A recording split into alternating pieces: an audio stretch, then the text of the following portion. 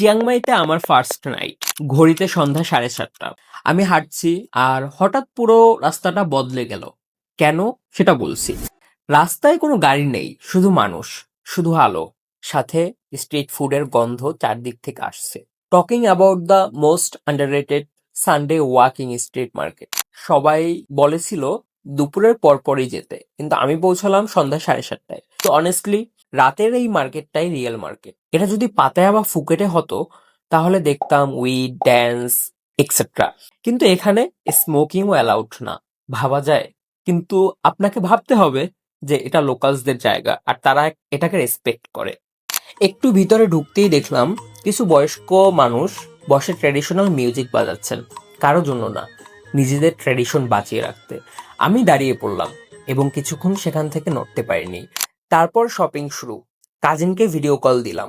Cousin স্ক্রিনে soap, fridge magnets ইত্যাদি select করে কিনতে বলল।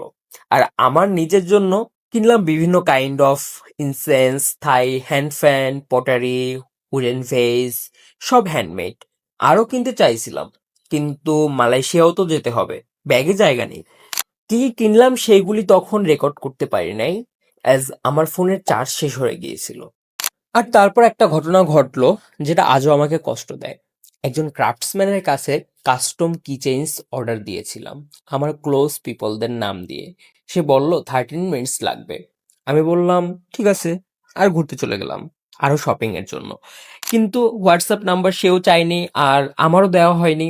30 মিনিটস পর ফিরে এসে দেখি সে নেই, মার্কেট বন্ধ হয়ে যাচ্ছে। আমি তাকে খুঁজলাম, অন্য ভেন্ডরসদের কাছে জিজ্ঞাসা করলাম, কিন্তু কমন প্রবলেম, কেউ ইংলিশ বোঝে না।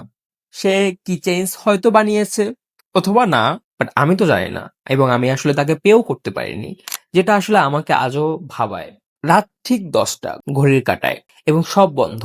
পুরো মার্কেট 2 মিনিটে গায়েব। That's the discipline. আপনার সাথে কি কখনো এমন কিছু হয়েছে? কাউকে কিছু দিতে চেয়েছেন কিন্তু পারেননি? আমার সাথে শেয়ার করতে পারেন।